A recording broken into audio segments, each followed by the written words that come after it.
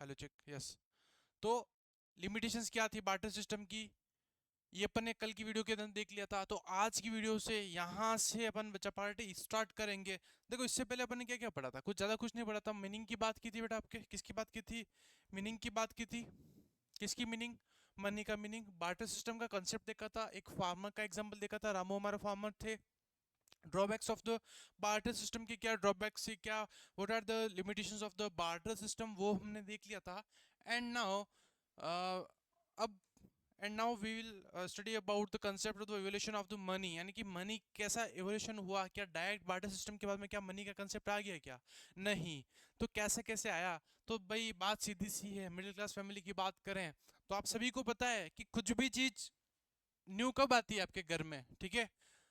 कुछ बच्चे, अब मेरे को ये बात समझ में नहीं आती, कुछ बच्चे शर्माते, अरे यार सर ऐसे बोल रहे, हम एक्चुअल बात बता देंगे कैसा लगेगा, ठीक है? लेकिन हाँ ये बात है, कुछ बच्चे वाकई में बिल्कुल कह सकते हैं कि टू द पॉइंट बोलते हैं, ठीक है? वो वैसे बच्चा होना चाहिए, बनावटी बच्चा अपने को पसंद नहीं है। जो है जो टू द फैक्ट बोलो ना यार, क्या दिक्कत है?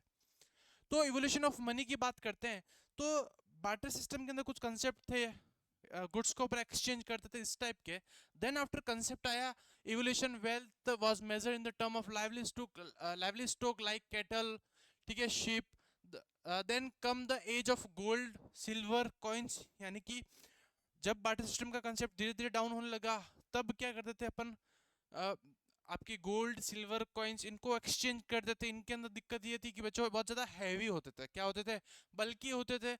तो ये कुछ लिमिटेशंस थी, किसकी लिमिटेशंस थी? कहीं ना कहीं जो मेटेलिक कॉइन्स होते थे, और उसके बाद में अपन कह सकते हैं कि मेटेलिक कॉइन्स हैवी भी होते थे। देन आफ्टर इन्होंने क्या किया, जैसे अभी आप 10 रुपए की जो कॉइन दिखोगे, 10 रुपए का जो सिक्का दिखोगे, सर उसके अंदर क्या कंसेप्ट है? अभी तो बाहर 10 रुपीज के जो कॉइन है उसके ऊपर लेयर लग रही गोल्ड टाइप की, और अंदर सिल्वर। तो उस टाइम पर उन लोगों ने क्या किया था, सर मेटल के अंदर उन्होंने क्या किया, प्योरिफिकेशन करना चालू कर दिया था, जिसके अंदर गोल्ड का जो पोर्शन था वो अलग निकाल देते थे मेल्ट करके, और सिल्वर का पोर्शन था वो उनको अलग निकाल देते थे, और उसको हाई वैल्यूज के अंदर क्या करते थे सर, सेल करते थे, ठीक है? फिर है मनी की कुछ प्रॉपर्टीज बता रखी। Paper note are issued by RBI, ध्यान रखना।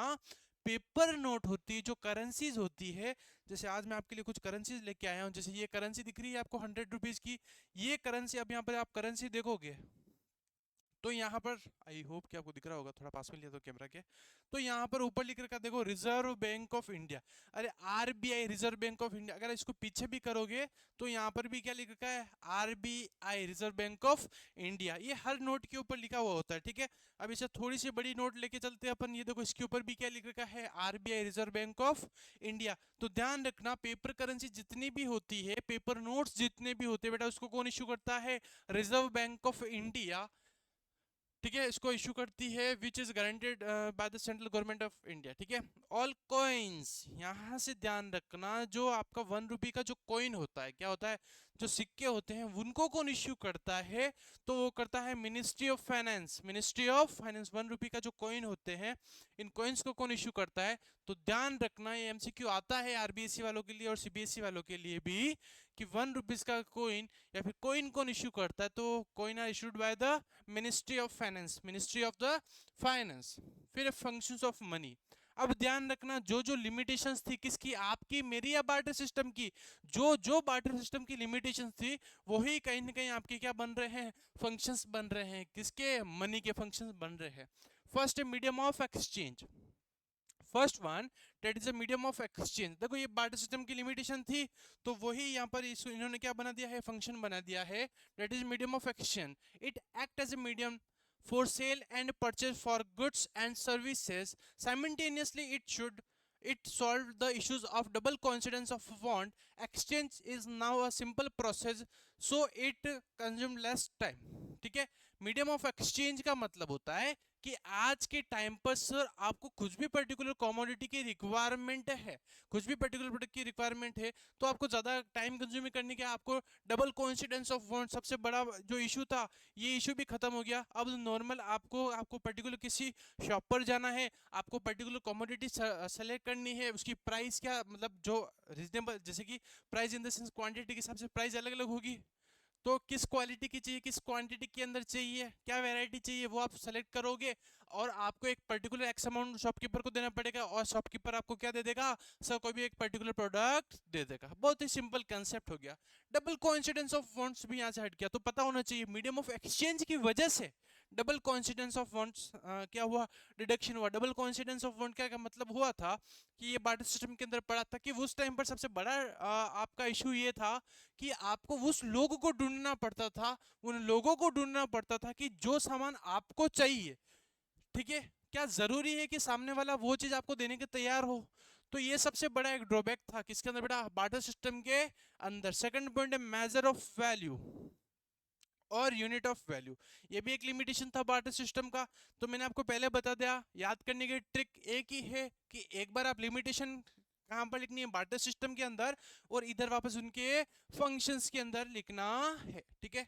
तो है मेजर ऑफ वैल्यू। आज हर एक पर्टिकुलर प्रोडक्ट को, जैसे कल अपन एग्जांपल लिया था कि सर ये माउस आप ले लो, ये पेन मेरे को दे दो, तो आज ठीक है, तो आप वहां पर आप कैलकुलेशन बिठा देते हो, अच्छा पेन है 10 रुपए का होगा, माउस है 100 रुपए का होगा, ठीक है। यानी कि हर एक पर्टिकुलर प्रोडक्ट की आज आपको वैल्यू पता है, मार्केट के अंदर उसकी मार्केट रेट पता है, जिसकी वजह से आप कह सकते हो कि हाँ सर मैं ये पर्टिकुलर प्रोडक्ट को एक्सचेंज करने के लिए रेडी हूँ या एक्सचेंज करने के लिए रेडी नहीं हूँ। तो ये चीज कैसे पॉसिबल हुई, ओनली फॉर मनी, मनी की वजह से बेटा पॉसिबल हुई। किसकी वजह से पॉसिबल हुई, ओनली फॉर मनी, हर चीज पैसा। आज कॉमर्स है, ठीक है, दुनिया चल रही है इस पैसों से। लोग बोलते हैं कॉमर्स में क्या है, तो मैं उनको कहना चाहता हूँ कॉमर्स में क्या नहीं है। आज आज आप कोई भी प्रोडक्शन कर रहे हो, क्या कर रहे हो, उसको मैनेजमेंट कर कौन रहा है, मैनेजमेंट तो कॉमर्स वाले ही कर रहे हैं। तो बात आती है पैसों की, बात आती है पैसों की, ठीक है।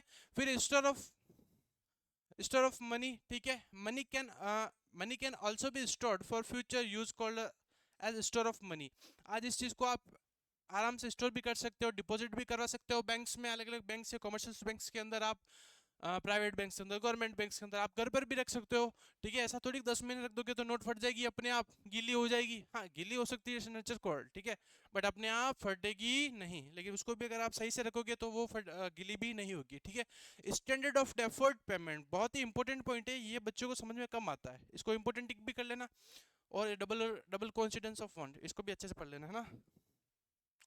स्टैंडर्ड ऑफ डेफर्ड पेमेंट का क्या मतलब होता है कि आज के टाइम पर आप फ्यूचर पेमेंट कर सकते हैं, क्या उस टाइम पर फ्यूचर में पेमेंट करना पॉसिबल था क्या।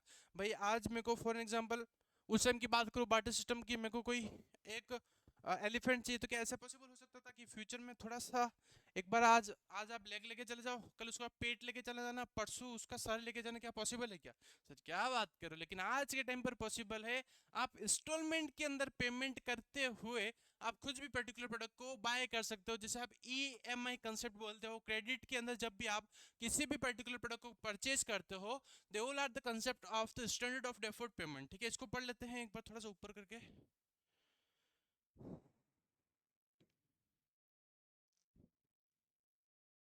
ठीक है,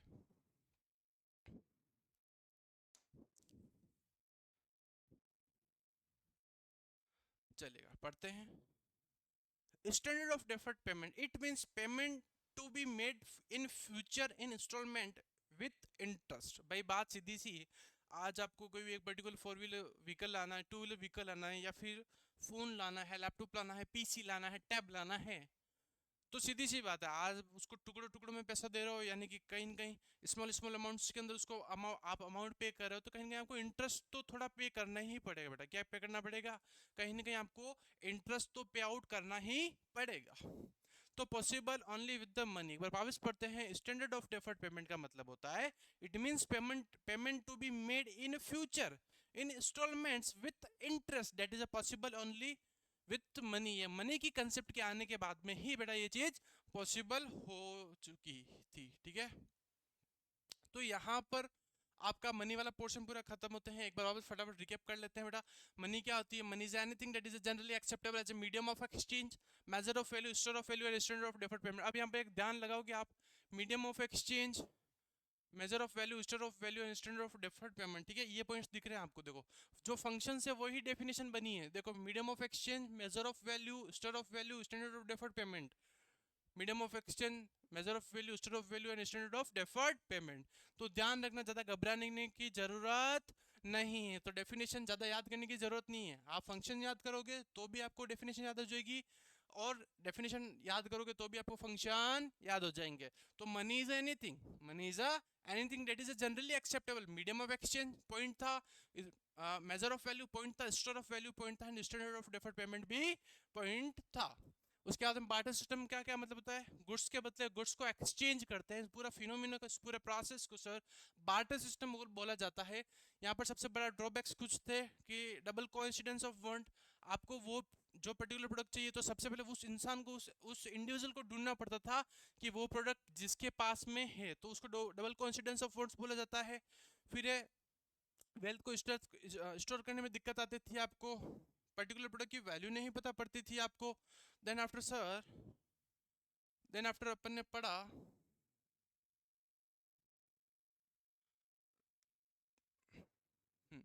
देन आफ्टर ने पढ़ा इवोल्यूशन ऑफ मनी, मनी कैसे इवोल्यूशन हुआ। तो सबसे पहले ट्रेडिशनली चलता था, उसके बाद में अपन गोल्ड सिल्वर कॉइन्स के अंदर आए, फिर पेपर करेंसी आई, और आज के टाइम पर प्लास्टिक करेंसी भी है। यहाँ से भी क्वेश्चन आ सकते हैं कि प्लास्टिक करेंसी के एग्जांपल कौन कौन से होते हैं।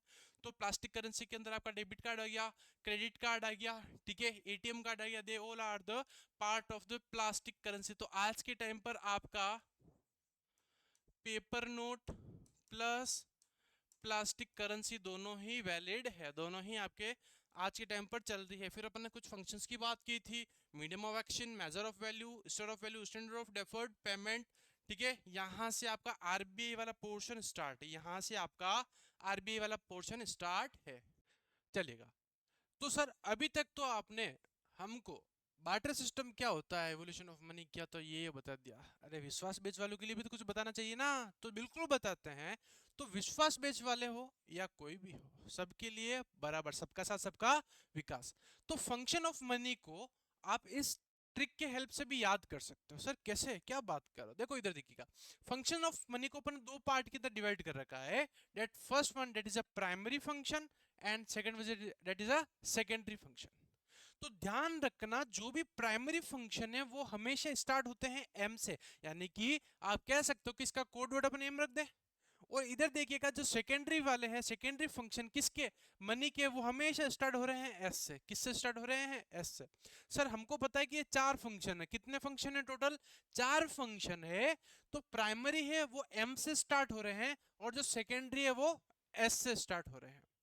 तो जो फर्स्ट पॉइंट है वो है मीडियम ऑफ एक्सचेंज, एम। अरे यही तो बोला मैंने कि प्राइमरी फंक्शन हमेशा एम से स्टार्ट होगा, तो medium of exchange is a part of primary. And दूसरा है major of value, major of value भी किससे स्टार्ट हो रहा है, एम से। तो क्वेश्चन पूछ ले कि फंक्शन ऑफ मनी के प्राइमरी फंक्शंस बताओ, तो medium of exchange and measure of value. And then when we talk about the secondary functions of money, तो इट्स स्टार्ट फ्रॉम एस, तो store of value and standard of deferred payment. इस trick की help से भी आप याद कर सकते हो। आगे चलते हैं, वो है लास्ट टॉपिक इस मनी चैप्टर का, वो है मनी सप्लाई। मनी सप्लाई का मतलब होता है कि कौन कौन सी ऐसी करेंसीज है, कौन कौन से कह सकते हैं कि पैसे हैं जिनको अपन मनी सप्लाई की टर्म्स के अंदर इंक्लूड करते हैं। तो पढ़ते हैं money supply. Supply of money refers to total stock of money held by public, held by public of a country at a particular point of time. यानी कि मनी सप्लाई के अंदर उस पैसे को कौन से पैसे को इंक्लूड करते हैं, पब्लिक का, आम जनता का जो पैसा है, उस पैसे को पर्टिकुलर पॉइंट ऑफ टाइम पर अपन क्या करते हैं, रिकॉर्ड करते हैं और मेजर करते हैं। Since government and banks are producer, या फिर मैं कहूं supplier of money, therefore stock of money held by them is not included in money supply. तो मनी सप्लाई के अंदर जो पैसा लोगों के पास में है, पब्लिक के पास में है, जनरल पब्लिक के पास में जो पैसा है, उस पैसे को आप इंक्लूड करोगे मनी सप्लाई के अंदर। और बैंक्स के पास में जो पैसा है, किसके पास में, सर जो पैसा आपका बैंक्स और गवर्नमेंट के पास में है, इस पैसे को आप क्या करोगे, नॉट इंक्लूड, किसके अंदर, मनी सप्लाई के अंदर इंक्लूड नहीं करोगे।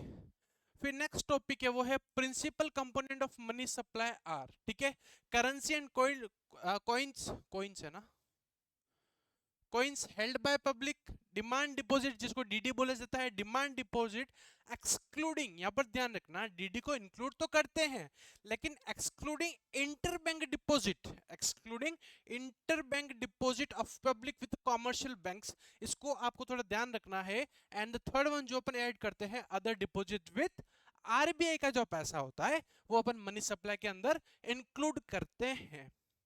बेटा मनी सप्लाई वाला कंसेप्ट है ना, मैं बोल रहा हूँ कि अगर आपके कोई भैया दीदी कोई हो जो आरपीएससी की तैयारी कर रहे हो, रीट की तैयारी कर रहे हो, एमबीए तक में उनको हवा नहीं लगेगी क्योंकि ये टॉपिक है 12th का ही है। लेकिन मैं बोल रहा हूँ ना, आप पूछना डीडी क्या होता है, आप पूछना उनको कि मनी सप्लाई के अंदर बैंक्स का पैसा क्यों नहीं ऐड किया जाता है, कौन सा पैसा ऐड करा जाएगा, हवा ही नहीं लगेगी चल गया रहा है। ठीक है, तो इसलिए कुछ भी चीज पढ़ो लेकिन अच्छे से पढ़ो। उसके बाद में बात करते हैं, अब यहाँ पर कुछ कंपोनेंट्स है। M1 कंपोनेंट क्या होता है ये अपने को पता होना चाहिए। तो मेजरमेंट ऑफ मनी सप्लाई वो है, फर्स्ट है वो आपका M1। क्या है M1 के अंदर क्या क्या चीजें इंक्लूड करते हैं, तो currency note and coins held by public को ऐड करते हैं, plus demand deposit. Demand deposit में से कौन सा डिमांड डिपॉजिट को काउंट नहीं करते हैं वो है इंटरबैंक डिपॉजिट को ऐड नहीं करते हैं, नॉर्मल डिमांड डिपॉजिट को ऐड करते हैं, और अदर डिपॉजिट विद आरबीआई को मैं कह सकता हूं देखो सी, फिर आ गया आपका डी, डीडी, और फिर आ गया ओ। तो currency held by public, demand deposit excluding interbank deposit, and OD का मतलब होता है अदर डिपॉजिट। ठीक है, चलेगा। तो बेटा यहां तक अगर आपको कुछ भी डाउट हो तो क्या करना है, घबराने की जरूरत नहीं है, अपने को टेंशन लेने की जरूरत नहीं है। जो डीएसए क्लासेस उदयपुर के जो व्हाट्सएप नंबर है, जो टीम के नंबर है 9462220554, उससे आप हमसे कनेक्ट हो सकते हैं। और बेटा आपका जो भी डाउट हो regarding the notes, regarding the questions, regarding the कुछ इश्यूज आ रहे हैं तो उसके रिगार्डिंग पे आप हमसे कनेक्ट हो सकते हैं। और मैं यही कहना चाहता हूं कि हमारे पास में विश्वास बैच है, एक उड़ान बैच है और एक दावा बैच है। तो क्लास 10th के स्टूडेंट्स हो आपको तो उनको ज्यादा से ज्यादा शेयर करना, जिसके हो सकता है कि कुछ एक छोटी सी आंखों में बड़ा सपना कोई देख रहा हो, एक गांव में बैठा हुआ बच्चा अगर छोटी सी आंखों में बड़ा सपना देख रहा हो तो उसका सपना अपन साकार करें। धन्यवाद टीम डीएसए।